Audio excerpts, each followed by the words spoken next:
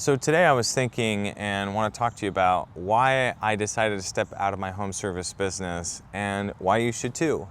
And if we haven't met before, hi, my name is Adam Keeler, and for the past 5 years I've taken my home service business from a startup all the way up to $1 million in revenue. My goal was to build a business that would thrive and be profitable, but it was way harder to do that than I imagined. And it wasn't until recently that I was able to implement a few of these changes to make it possible. And my hope is that through this YouTube channel, I'll be able to help you as a small business owner who might be stuck, burnt out, kind of feeling like your business is just surviving, and get it to the point where it's thriving. So why did I decide to step out of my business? Now, what I mean by that is let my business run on its own without me. Now, I heard, gosh, it was probably 3-4 years ago by one of my first coaches and mentors, and he said something. He said, build your business as if you were planning on selling it, and then once it's running really well, it's thriving and it's profitable, then there's no reason to sell it and you can just keep it. And that spoke to me because that's what I wanted. My background is in healthcare administration. I went to school, got my master's degree in healthcare administration, worked at a hospital, and during COVID, I went back to a summer job that I did, which was landscape lighting. And I started it back up again and decided, okay, well, I guess I'll work on this for a year and see how far it goes and then go back in the healthcare industry.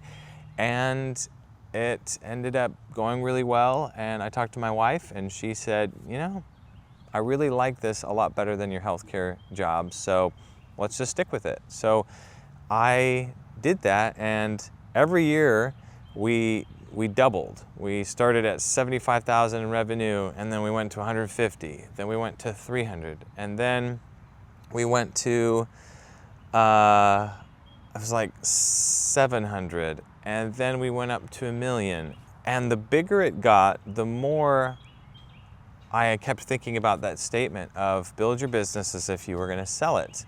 And the reason why is because I noticed that the bigger we got and the more employees that I got, the more everything went on my shoulders. Like it was all up to me. I was the one making the decisions. I was the one that knew the entire business. The crazy thing is, the more employees that I hired, the more work I had. And I ended up doing less of the physical labor part of it and the sales part of it, but I ended up doing a lot more of other work. And I was getting paid less. And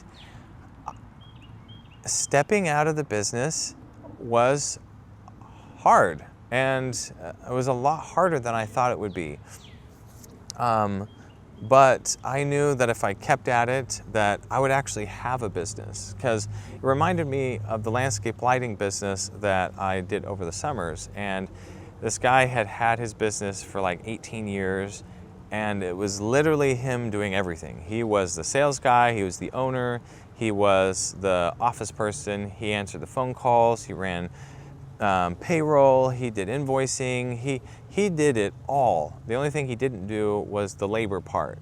He was constantly stressed out, and he at times had his wife help out, but then she was tired of it, and so it was just him, and he was always working. And that was not a life that I wanted to live at all. So this idea that I had in my mind was, okay, so if I want the business to be able to stand on its own 2 feet, run without me, I need to hire employees, I need to build systems, and I need to have things established. And just deciding to go on that journey and work on it made it so I was not just trying to get the next sale and make money, but I was building an actual business. And it took about 2.5 years to be able to accomplish that. But it's amazing how now, where I'm at is I don't work in my business. I do the things in my business that I want to do when I want to do it. And I have a sales guy, I have an operations manager guy, I've got installers, I've got an office person, and then we have systems built out where I'm not the one that has all the knowledge, and I'm not the one that has the entire business in my head, and because it's all mapped out and it's built in a way that really works. So if this is something that you're interested in, then I highly recommend watching this video. In this video, I go over my entrepreneurial journey and I walk through the 4 pillars of how I got my business to be able to stand on its own 2 feet. And it's an awesome video. I teach you everything that you need to know. If you're interested in that, you can click the video here or click in the description below. There's a little link and it'll take you right to that. With that being said, I'll see you in the next video. Bye.